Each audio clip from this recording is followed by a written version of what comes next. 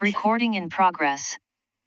Good. I'd like to call to order the meeting of the Oregon City Public Library Board for July 24th, 2024. So in attendance, we've got Lisa Reskovich, Larry Osborne, Bill Carton, myself. Virtually, we've got Cynthia Andrews and Heidi Blackwell. And Nick Dierkman has got an excused absence, and Greg Williams is here for the staff.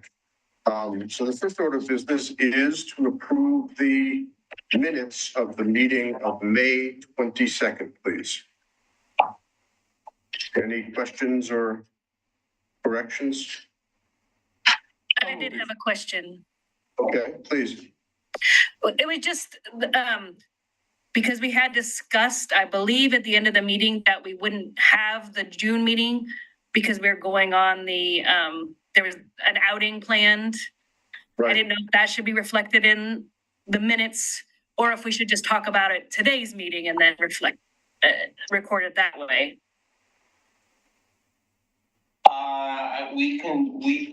Either way, whatever the board's pleasure is. I think it probably should be in the 22nd meeting. Yeah, I think it should be. So we'll just entertain an amendment. Okay, and something along the lines of, it was decided that an optional field trip would take place in the Long Public Library with no regular meeting, and the next regular meeting would be in July. Perfect. Does that work for everybody? Yeah, good catch, Heidi. Thank you. Okay. Yes, thank you, Heidi. So with that correction, could I have a motion, please? I move. All right, get a second. Awesome. Okay. All in favor? Aye. Aye. The opposition. Okay, thank you. Good catch. So the library director's report, please. Okay. Thank you, David. I won't go through all of these things that are in here, but if you have any questions about anything I have covered, please let me know. Try to keep this quick.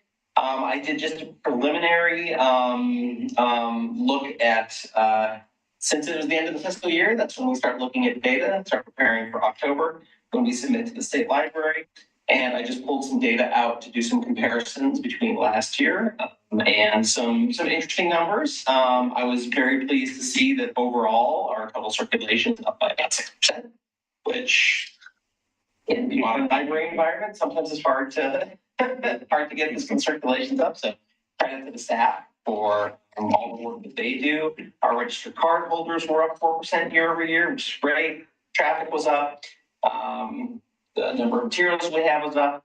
Our borrowed versus loaned ratio is still not quite at the 50-50 that I want, but we're kind of holding in that 52-53 area, and we'll continue to work on getting it down. The one conference room bookings was up, it's great. The one that I really wanted to point out was the ebooks audio. So, hidden in that 5% overall circulation, you can see the individual circulations, 26.2% ebook circulation. And as some ancillary materials in your packet, I included a couple of slides from a recent presentation I did that just kind of tries to illustrate the challenge of meeting the demand of audiobooks and ebooks and digital audiobooks.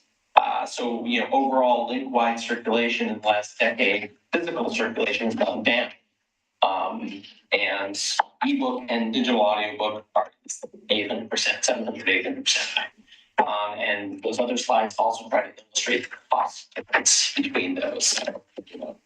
Physical book at 10 cents a circulation over its life, great, perfectly affordable. Digital audiobook at more than $2 per circulation, to try to match that, financially unfeasible and unsustainable. So we spend a lot of time in our link directors group trying to kind of balance, how do we try to accommodate some of this demand. So I'm sure we'll be having more discussions about those as we get into budget time, a little later in the year. That is definitely something that I just want everybody to be aware of. Ebooks and audiobooks continue to just be a very, very popular collection and really difficult to fund adequately. I have a question about how the ebooks actually work for circulations. You say there, 75 circulations or something? Can those be simultaneous circulations, or they have to be serial? It depends on the title. It depends on the usage that the publisher allows. So there are some that you can say, hey, I want to buy 100 circs, and you can put it in there, and the next 100 people can get it right now. And then there are others that don't consider it. You have to either go one at a time, or you get 2 years, whichever comes first. So Obviously, the first is much more efficient from the library standpoint. much more efficient, yes, but I would suspect that it is not any more cost effective.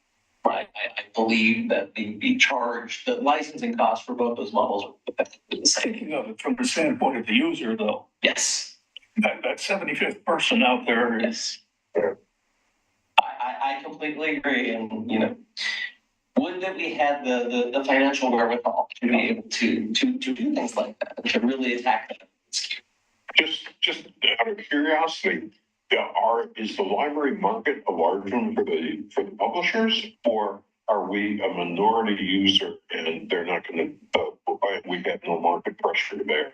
I would say that when you ask, it depends on who you're asking. If you ask the publishers would say that in the aggregate of all of our ebook sales, libraries are a very small percentage. If you ask libraries would say, well, yeah, but we're the place where people discover your authors and discover your books. And when they discover an author they really like, that's going to translate into sales, because people want to own it, want to collect it, want to read more.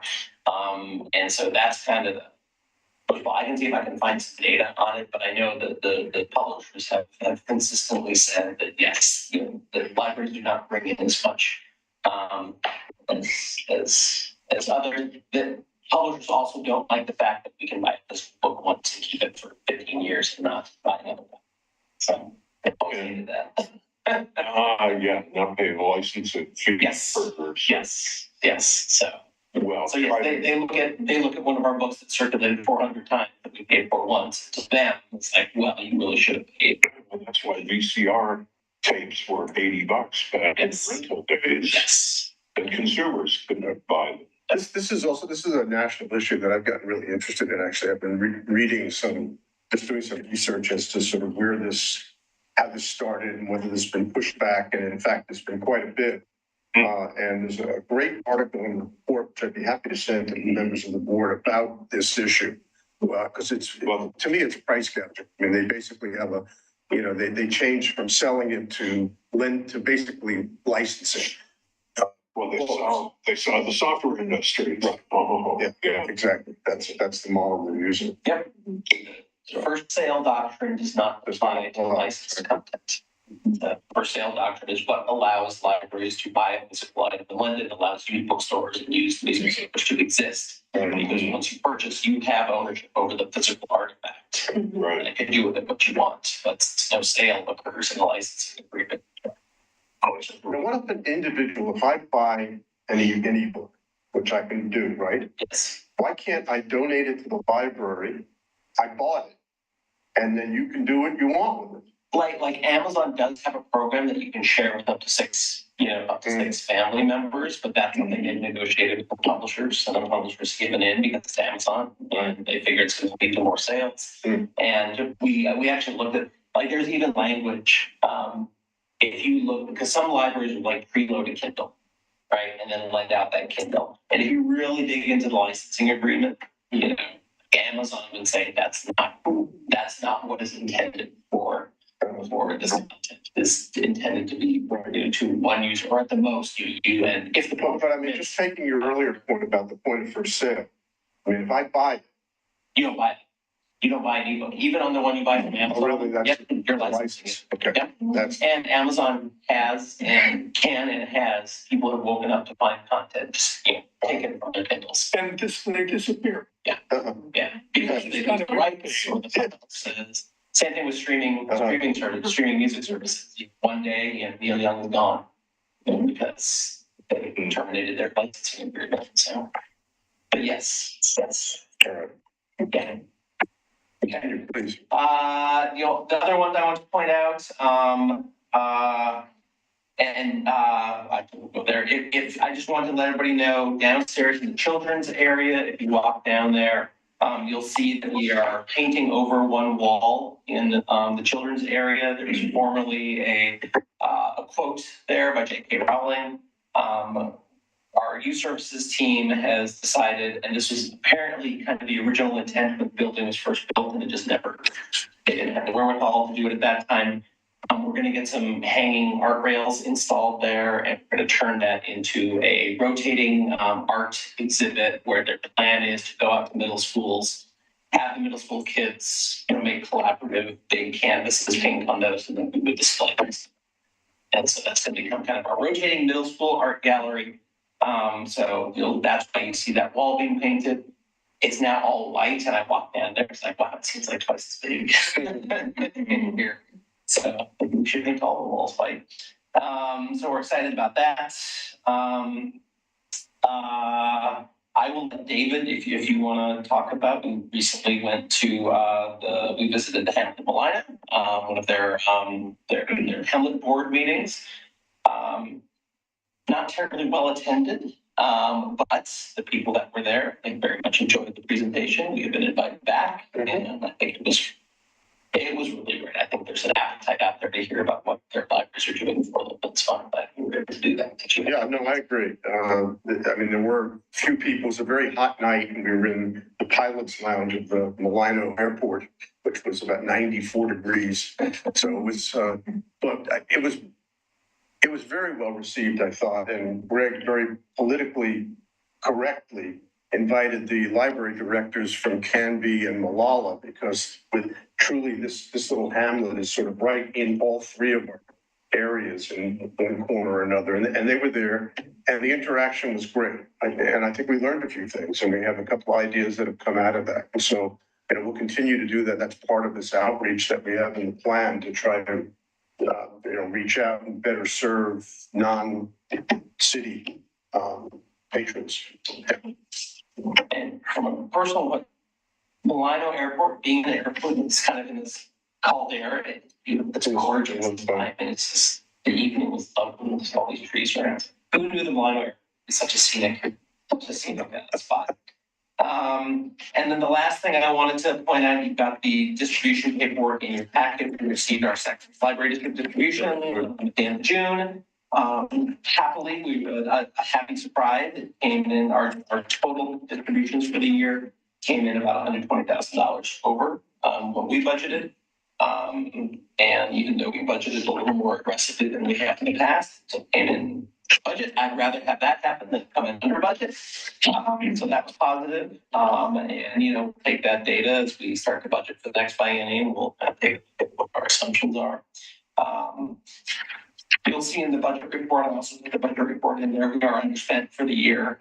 A lot of that has to do with some vacancy savings. We have some positions that took a little longer to fill. And I got to do a little more analysis. Our materials and services is pretty much all spent. A lot of the savings are on the personnel side. And I think some of that, dig into this, I think some of it might be now that we've had some more benefited part-time positions that we've been able to add. At the City of Oregon City, full-time folks, 40-hour-a-week folks cannot decline benefits. Anybody working at a lower appointment, if, for example, their spouse has benefits, they may decline benefits. But we have to budget for the benefit of our needs. So we don't know anybody in that position could someday say, hey, benefits. So I think some of that, I looked at our benefit numbers and we were underspent in benefits. I think that makes sense. So I can talk to finance going forward about that. If there's any other way to budget for that. But can you bring that just a little deeper? What benefits can they decline?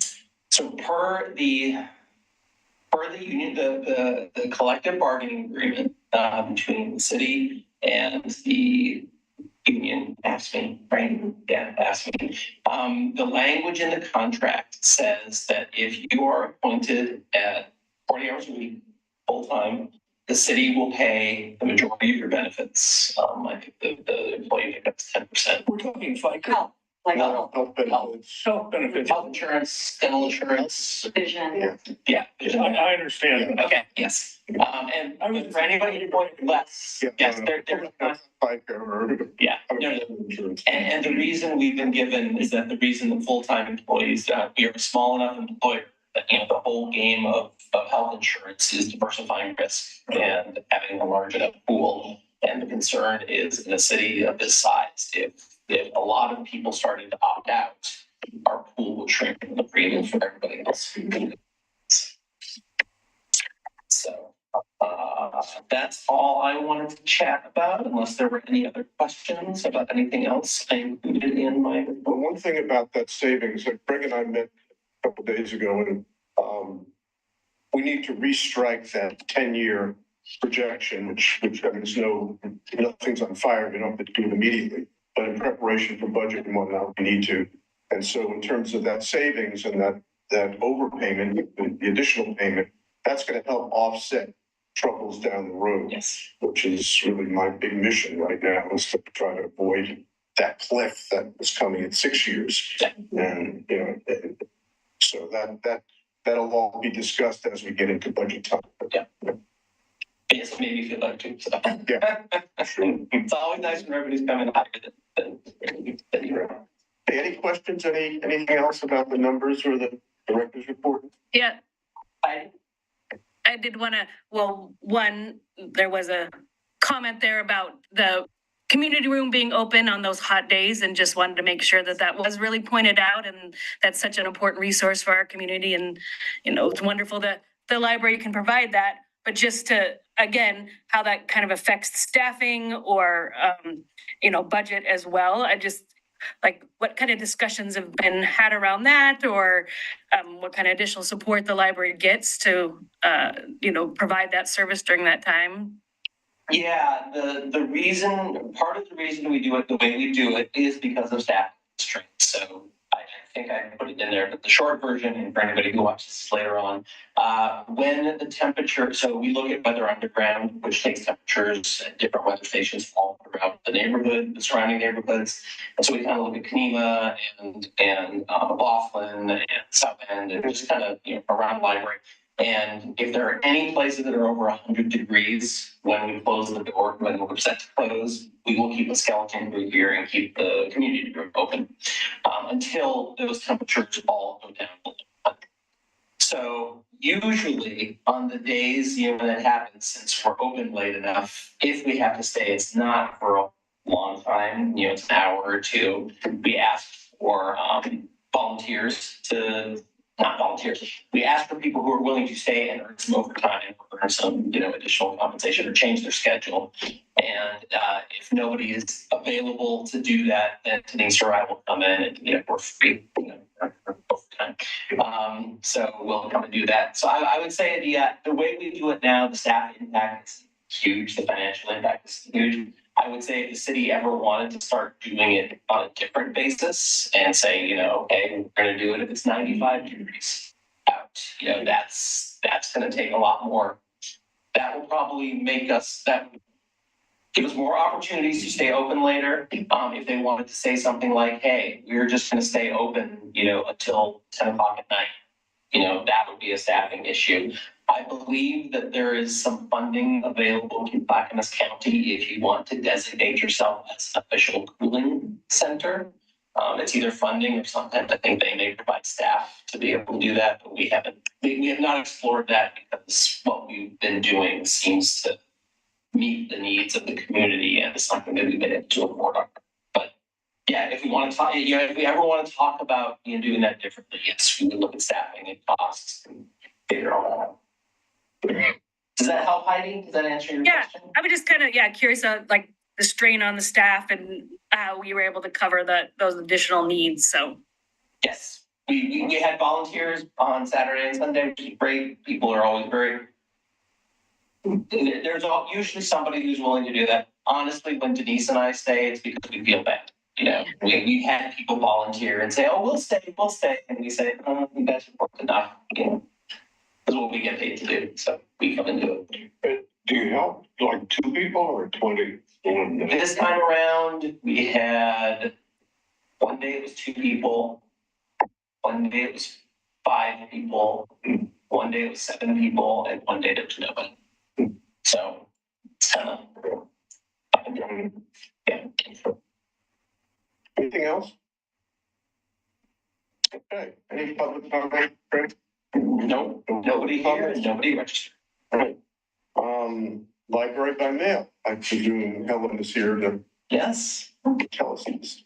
So I will just start as our amazing circulation coordinator, Helen's here to talk about our library by mail program. I will just remind everybody, this is one of the initiatives on our tactical plan was to implement a books by mail program for up to 50 folks, and we are very pleased to report successful implementation on return to talk about it.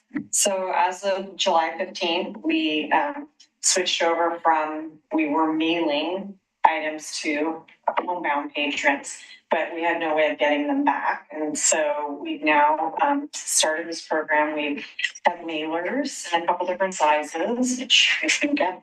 And we put their items, fold items in here. And with an insert that explains what to do. We've got that down. And we're at the moment saying that we'll mail every 2 weeks to each patron, but obviously just the staff of time, then we can do it as soon as their votes become available. And they are designated in our system separately than other patrons. So they have a little bit longer checkout period and they don't have late fees. And we're sending them out via media mail. Right now I'm investigating the U.S. Postal Service actually has a library mail designation. They don't make it easy to sign up for other types of postage. So I'm going to go over and see if I can chat with the post office staff and see if I can figure out how to get us enrolled in that. And there's a couple other options as well, but as it is, we put the label in the window and then we attach a return label to this that goes inside and they just switch it out. The return label has been paid for, but it doesn't actually hit our account unless it gets used. So if they get it back to us in any other way, we're not paying for the return, which is nice. And that gives us a little. And then we get a grant to get these made. Yes, the Oregon City Women's Club donated $1,500 to help pay for it. Yeah, we came in a little under that, which is nice. We expect to order more down the road, but right now we have 12 folks signed up for it, and we're not advertising it. We do have a web page on our website, and we're sort of doing word of mouth right now with no advertising. We wanted to get it up and running and see how it impacts the staff. And all of that. There's only 3 libraries, including us, that do mailing within Link. So I expect that we'll get more people as time goes on. I just pulled up the webpage that we have, which has the information about library mail. And people can sign up here. It's a smart application. So if they say they have a library card, then it just takes that information and sends it to me, and I contact the patron and set them up with it, sort of interview them a little bit to make sure that they meet our partners. If they say no, then it takes them to more information application where they can get an e-card. Then I can contact them. And what are the parameters for patrons to participate? they really need to be homebound. We're trying to get away from using that word. It's a little bit of stigma around that, but we don't want to see them rolling in here. We're mailing things out to them and then they're showing up here and using our services. It's supposed to be for people who can't get in to use the library for whatever reason. And do the nursing homes know about the service? We're doing a soft launch, for this. I can talk about this when we're done. We're actually started to do visits to a local nursing home as kind of a test outreach and see what works best with them. We're still working out the kinks in that initial relationship with that. But yes, this would be something I would think I would have to talk to Blake. I don't want to put it. Blake, our adult service librarian, is the one who's kind of coordinating this and, on the circulation aspects. Another way you kind of sometimes do, if you're visiting a nursing home on the regular, is you can bring materials with you, but that's that introduces some complexity. So I don't know if we've gotten to the point where we figured out, how we. Well, we, at this point are doing them as two very different things because it becomes, we just don't have the staff, for example, to have people signed up for this. And sometimes someone's picking up the roles and sometimes they're not. If they're enrolled in this program, their roles are being mailed every time. It's too complicated, to leave notes for other staff saying these roles are being picked up and these ones are being mailed. And so with, I changed the name, is it Vista View? Yes. It was decided that for the folks there that they're going, Susan and Blake are going out to meet with, they'll take a selection of items and, they want to do this, then they're not being delivered. We're not delivering books. They would be getting them by mail and then they'd be mailing them back. I mean, it doesn't really matter, honestly, if the patron gets them by mail and then they have someone drop them back with the bag. This doesn't matter to us. But we're not going to merge the two programs. The other thing we're not doing with this just yet is Reader's Advisory, which means that we're helping select books for them. They can call and talk to our rep desk and then put things on hold, but we're not putting things on hold. So there has to be some ability on the to do that. And I'm sure as the program grows and as we get more systems in place or a routine in place, we may be able to add some of those services. It just depends on the time and staffing. Sure.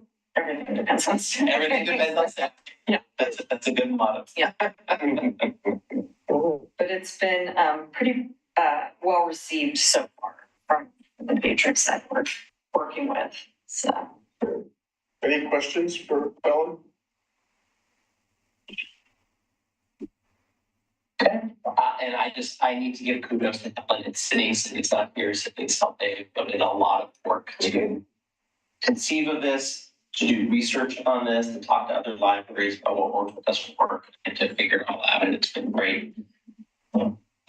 Denise and I just say, yeah, that sounds good. Go for it. So they've done an incredible amount of work to get this set up. We're very grateful. Thank you, Ellen. Yeah, it's a fun project. Yes, and it's really great to be able to provide this.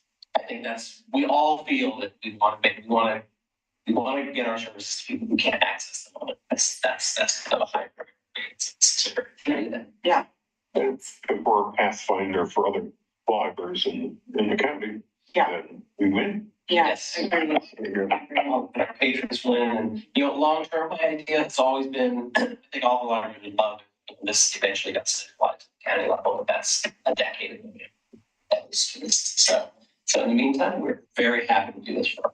Yeah, and up till now, we've always referred our patrons to one library that's been doing this. So it's nice to be able to reclaim our patrons. Yeah. I may have missed this in your talk. There were a max of 50. How many do you actually have? We have 12 right now. 12. Yeah. And that's without any advertising of any kind. Most of those were receiving materials by mail before, but then having someone return them. So, Gotcha. yeah. So we've rolled them over to this program. Great. Yeah. Good, thank you. Sure. All right. Yeah. Thank you. Next one. All right, the next item is a capital expense that has been budgeted. This was not a surprise. And Rick's going to walk us through the floor replacement in the old part of the library, actually, and part of the new part of the library. Yep.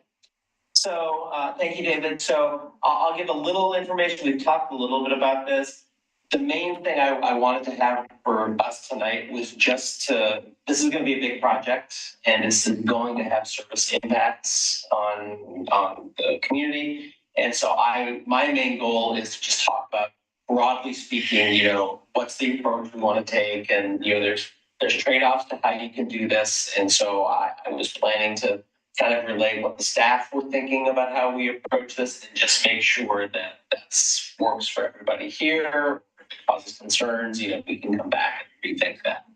So and I know about a year and a half ago we had brought some of this, but just as a reminder, we had a consultant come through the entire city They did an analysis of all the facilities, and kind of, they basically said, of all your facilities, let's separate the various facilities into categories like exteriors, floors, fixtures, blah, blah. And for each one of those things, we're gonna estimate its useful life and kind of estimate where it is in that useful life. And then we're gonna categorize, these need to be done right away, these can wait, these, you got 15 years, you're good. And then finally, they also said, here's how much you can expect this reasonably going to cost. And so ours came back, and the biggest one that jumped out, which was not a surprise to anybody, was and it's a lot of it is the wood floor downstairs to the Carnegie area, which, as I understand, is original to the Carnegie. I put some pictures in here. We can start take a little field trip down there. You can poke at it, but I mean, there's spots that the tripping hazards right now. It's in pretty bad shape. All of our facilities and crew and consultants that we've ever had, they have told us, you have done everything you possibly can to resurface it and refinish it, and it's done.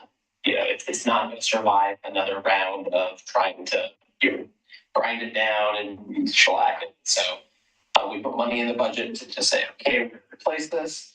The flooring in the lobby area, which is not 100 years old, it's only 8 years old.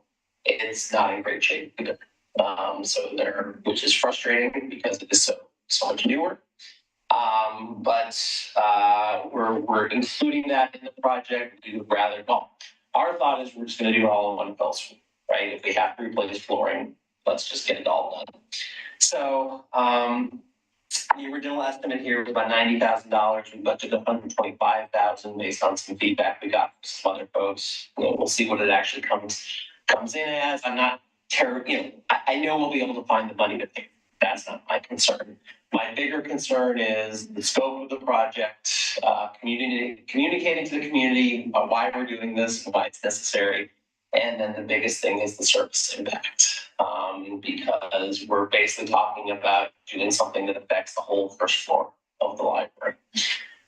So before we go on to kind of approaches, any questions I can answer or any information you need? Okay. So I guess the first question, the biggest question we had was, we've talked with our facilities department. There are ways that you can try to phase in a project like this. Like you could try to do one section at a time, keep some areas open. When we think about that, we think about this is just to make the project go on and on and on and on. And then we're also really concerned about the off-gassing. When the expansion was done, one of the things that apparently, the consultants told us one thing about, it'll only take a couple of days for, everything to off gas and for it to be breathable and everybody to be okay. In reality, it took much longer than that. So our staff preference would just be, we're going to do this all at once. We are going to say, however long it takes, and we'll try to do it done as quickly as possible. But we would like to just get this floor replacement done in one fell swoop. Probably not have to worry about it again for 100 years and not try to phase it, part 1 month, part another month, part another month. I guess that's my first question. Does that sound reasonable? But what length of time are we talking? So we need to get the consultants to come in. Our facilities manager said in previous things he's done like this, he guessed the outside would be talking 2 weeks. So I'm the type of person who takes that and adds 50%, just for, unanticipated things, but we've had good luck with getting contractors to work, extra hours and hope they be able to work 7 days a week. We'll get done as quickly as possible, but I would say at the outside, it could be as long as 2 or 3 weeks to get that all done. I've done projects both ways, and phasing things in is asking for unexpected difficulties. For 3 weeks, my own feeling would be, if I was going to do it, let's just do it. Cheap dip. Would staff be still working during that time? Would there be Yes. projects and work for them to do Oh, yes, there would still be some, and that's the next thing we're gonna talk about is. Okay, Also try to reprioritize our services, and I want to have a conversation about how we do that. We have our thoughts about, what we do. I say this sort of glibly, even trying to do our basic stuff is going to take twice as much staff work because we'll be doing workarounds. So yes, staff will be very busy. But yes, we would not, we would not lay anybody off or anything like that. Let's keep staff productively employed. So. But one of the questions, and we discussed this when we were driving from Medina, is when to do it. And it seems to me, and I think the staff agrees as well, that probably the best time is the slowest time for the libraries would be like January. Yeah, January, February. Yeah. And knock on wood, contractors are available. Likely are. From talking to our facilities manager, he was not terribly concerned that there's a huge backlog in that area. He was talking to them on some other projects, and they had pretty quick availability. But yeah, Is this the kind of project that you or the library facilities would manage, or city assets? in the city of Oregon City, Yeah, there's a threshold. I am very grateful that we have our facilities departments. Our facilities department is offering a lot of support and helping us walk through this process. But the model basically here is this is the library. And so, we will be the ones managing a lot of it. Kyle will help us run to evaluate bids and I'm sure he'll work with them directly on very technical things. But it's not like I'm used to at the county where you had a very large facilities department and they just basically said, hey, you need to do this. It's going to take this amount of time, figure out what you're going to do. We'll take care of the rest. And you never had to think about it. Whereas here, we are very much hands-on here at the library. So yeah, it is going to be a big effort. And I know we'll have support from Kyle and our facilities team, but it's not like we can just hand off the whole project to them. But you anticipate only one contract. Yes, the one thing that Kyle brought up, and I don't know enough about the industry to I don't doubt it. The one thing he's concerned about is, and I don't think this was ever tested for in the expansion, is there might be asbestos. Asbestos. There might be. He has seen that in old floors and the subsurface underneath there is asbestos that was used. If we discover that, that would probably be two contractors, want to do the asbestos remediation. We're going to try to test for that before, we're not going to wait till we get started to test for that. Try to figure out, ahead of time if that's something we have to worry about. But I would anticipate that would be probably two contractors coordinating to get that done, unless you can find a firm that does it all. Or there are electrical implications. Electrical, yes, there's electrical outlets there, so we're going to have to figure all that out. They did some of that work in the expansion. They laid some new data cabling. I have to look at the plans and see exactly what they did. Some additional electrical work there. I'm not sure how much they'll have to do. So what would it pertain? What would be the service of the? So one of the problems that floor extends into our circulation room, right? And that's the main thing that we are concerned about. So when we talk about this as a staff, there's a lot of things that libraries do. I cannot in good conscience tell people we're not going to circulate materials for 2 to 3 weeks. That's just, I don't think that would fly with the community. When other libraries have really big projects, you can't, we have done that and other libraries kind of pick up the slack, but for something like this, I'm not real keen on doing that. So our thought is we are going to have to set up something, it may look like what we did in COVID. We may have not appointment-based forms, but we're thinking we're going to set up in the community. That's going to become our secondary circulation room. We're going to do everything we can to process holds, to coordinate shelving out of there on the floor. Probably have people enter. We might have staff outside on tables. The weather is good. The tent's up. have a way for them to get some of their holds. We haven't even gotten to the browsing part of it yet, because if the whole first floor is closed, they're not going to look at new books. But maybe there's something we can do in the community room. But really, our priority is to keep circulation activities and basically holds, making sure people have access to their holds. Mm-hmm. Now, if we set up in there where we're thinking about doing it, that means we can't do programs in there, because there's no way that we can tear down our circulation for the day to have story time and then put circulation back. So that's kind of the next thing that I wanted to make sure we were comfortable with, is we are going to prioritize very poor circulation of materials, services, and making sure that people have access to their holds, can return their items, can talk to people about their accounts. We're even thinking if somebody comes and says, "Oh, I just need to find a book," we'll want to take it down. We can do things like that, but we're going to try to preserve as much as. And probably that means no programs, for 2 or 3 weeks. Well, and no use of the computers in the Carnegie site.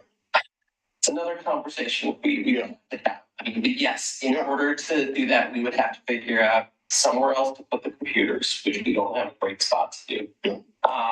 We do have the Chromebooks that we check out to folks. And so, depending on how we utilize the space in the community room, we could try to set up maybe a bank of 2 or 3 Chromebooks, or, we could look at changing our rules for lending out those Chromebooks. We generally lend them out. We expect them to be back the same day that they're used, but, we can certainly think about maybe extending that to a day or 2. A little discomfort at letting people take a Chromebook home, but I think this is going to be about communication, just making sure that our patrons know it's, a month before this is coming, nothing we can do about it. We're improving it, and this is what we're going to do, and have posters and have it on our website. And I think once we do that, people are going to understand. And tell the schools. Yeah. All that. There's no way to get to the second. There is. what we would have to do, there would not be a way to get to the stairs to the second floor. It would all have to be elevator based, and that would mean all the traffic would come through the community room, which we can look at. I would, if we're thinking about doing that, I will have to talk to fire marshal and find out what egress and entrance requirements are, because I've talked to them about the way the building was laid out, and the reason that we have exits where they do is the idea that if there's a fire, that people in this area go through this exit, which has a capacity of 75 people per second, whatever it is, and if we're constricting that down to one entrance or fewer entrances that people are using, I'm sure that's going to hit the capacity that they will let us have. So, yes, I mean, it may be we get to the point where it's not even feasible to have this area up here, but we just say the library's closed to browsing for weeks, which is not ideal, but.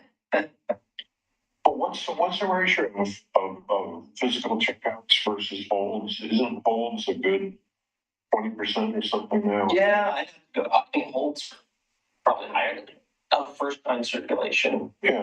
Of the things that people check out, I haven't looked at that recently. I'd say it's higher than 20%. So yeah, I mean, it's going to be holds, and I think we'd also tell people, always come get your holds at Oregon City. We'll be here for you. Browsing, this might be a good way to go discover some of your other libraries that your heart lets you. A great opportunity to visit Westland. Yeah. Go visit the new Gladstone Library, which should be open by then. Okay. Any other questions about it? Heidi? I just want to comment on the canceling all the programming. The idea of exploring some of the other options that the city has as far as Pioneer Center or the community room at the pool as different places that you could provide those story times. I know there was also a lot of online options provided.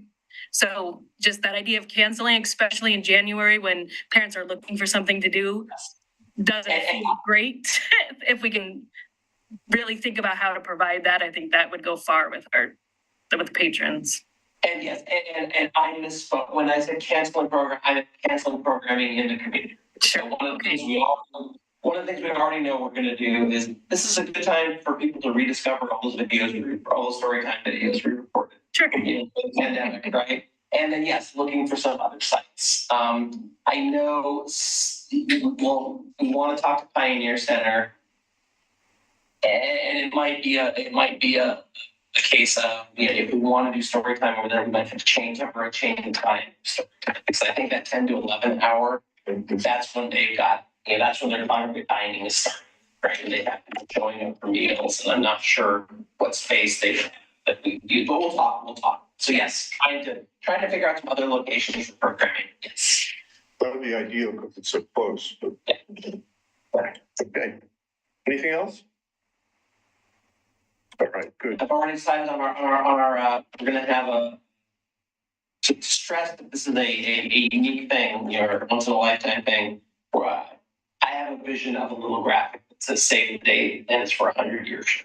So save the date, we're gonna redo the floors, we're warning you now in 21-25, There you go. we're gonna redo the floors again, so, get prepared. And one sort of crazy idea, that floor is beautiful. I mean, the floor that's there is this gorgeous wood that may have some intrinsic value, it may be too thin at this point. But if not, I'm thinking that maybe the foundation would be interested in selling framed blocks of the floor, for as a fundraiser. I had thought of that as well. Thank you for me there. I would very much like to get your opinion. I will 100% admit I'm so scared of doing the wrong thing with that floor, with that wood, because in our community, reusing materials is a big thing. Mm-hmm. I don't think it's going to be good for building furniture or anything like that. So yeah, I had the same ideas. Maybe work with the foundation or friends and use it as a fundraiser. Sell pieces like the airport. Yeah. Does that sound appropriate? At least to our library work, community work, does that seem like a good use of that wood? Yeah, and if it's not recyclable, it sounds like a great use of it. And I mean, because the other thing that I would guess that some people might say, oh, you could donate it to a local artist who could do it in Target. I think that's the part that then I worry about who are we picking. What if 30 people come and say, oh, I want some of that. I think I'd rather do something that we have a use for. I think, and you're supporting the libraries. Yeah. Okay. So maybe Cynthia, you could bring that to the foundation as just a sort of a crazy idea at this point. I sure will add it to our next agenda that there's a lot of possibilities there. I can see like picture frames or something, it just depends on how attached people are to that floor. Great. All right, so communications. LDAC is first, and Greg, you just want to share sort of where LDAC is at the moment? Yes, we have a meeting on Monday, the 29th. This large editorialist. This will be the second meeting where the county is going to present and get feedback on the IGA amendments that they showed them last time. And these IGA amendments that we've discussed, they do not make any actual substantive difference in the way the IGA works. Half of them are just combining historical addenda into the main document. And the other part is simply restating a portion of the 1998 Oregon Library Association standards in writing, which were already incorporated into the IGA by reference, as an attempt to address and at least be able to point to, well, this is what you can use the money for. I think it's an exercise. Try not to internalize, but I think it's an exercise in futility. I mean, it's frankly complete nonsense. I've looked at this document in great detail. It adds absolutely no clarity. It adds no substance either. So, I mean, in a sense, I asked Greg, would it make sense for this board to sort of, weigh in and say, we've read this work and we appreciate the work that the the county is doing, but the proposed amendment doesn't add any value or clarity. Would that be helpful? I would certainly, and Nick, I know, would certainly be happy to bring that feedback. If the board were to say this is our position as a library board on this. Well, I'd like to propose that. That we basically, direct either a note or a message from Greg and Nick to the next LDAC meeting, saying that we carefully reviewed this and appreciate what the county is doing, but do not believe it adds any clarity or value to resolving some of the issues that have been raised. And that's. Is that a motion? Yes, I make that as a motion. And I'll second it. Any discussion about it? Okay, all in favor? Go ahead, Cynthia.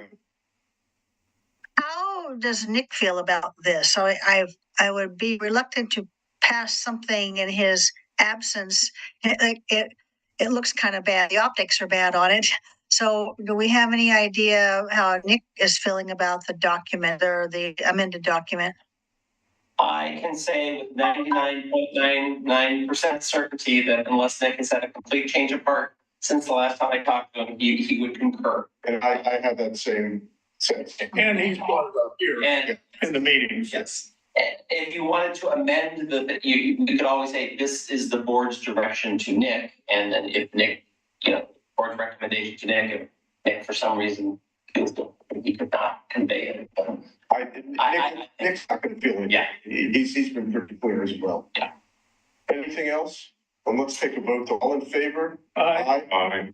Okay. Any opposition? Okay, thank you. So Okay. use that as Okay. you will. Thank you very much. We will see what happens about my hope would be that the whole group gives feedback to the county saying this is not a productive use of our time.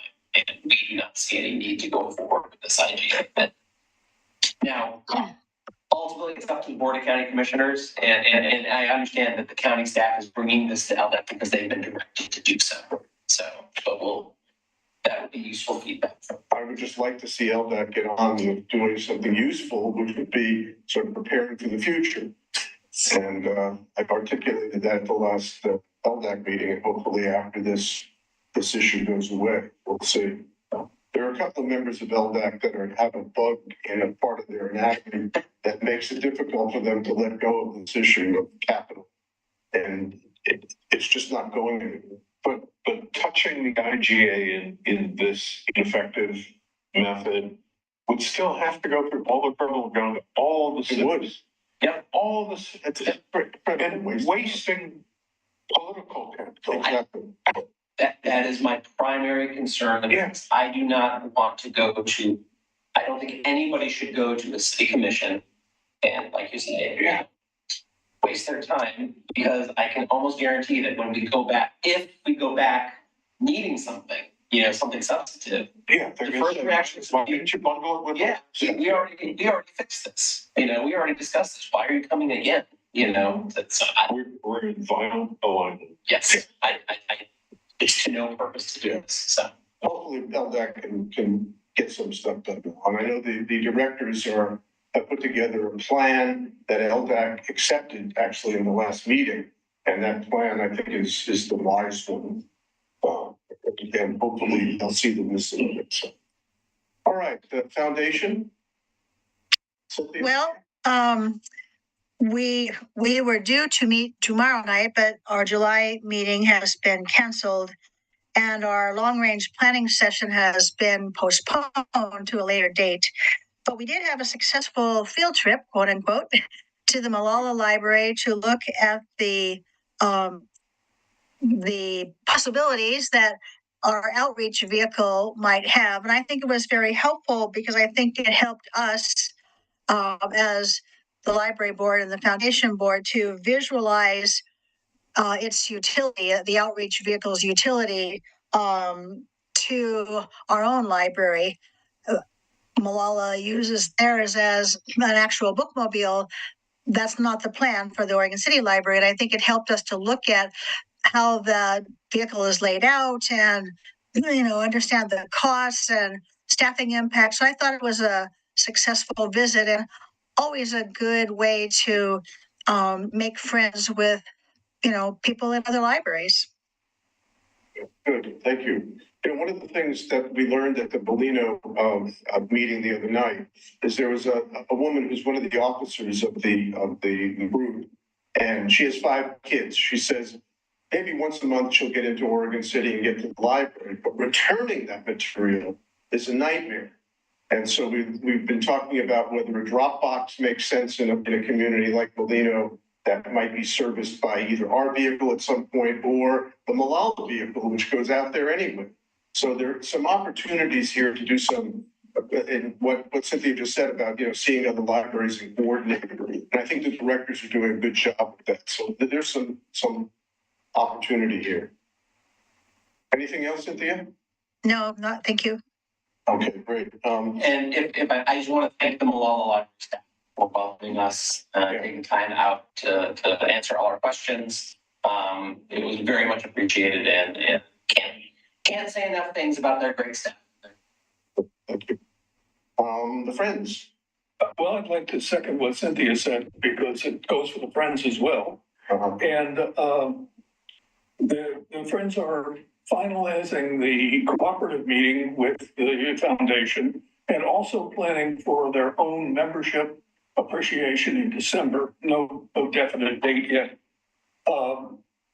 They continue to do just an excellent job with the bookstore. Every month there's an increase in the amount of sales. And they continue to support us about $11,000 in June.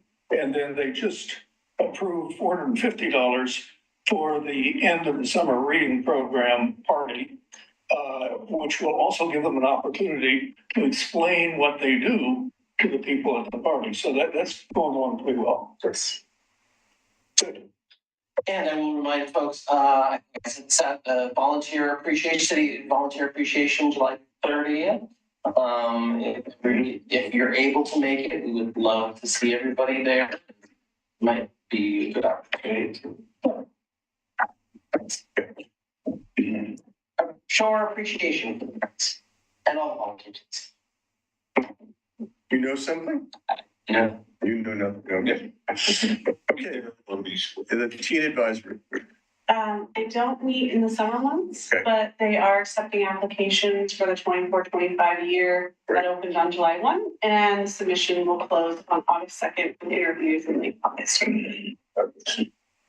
Good. Anything else for the good of the order? No, thank you for tuning in from St. Louis. Yeah, thank you, Thank you wherever you are.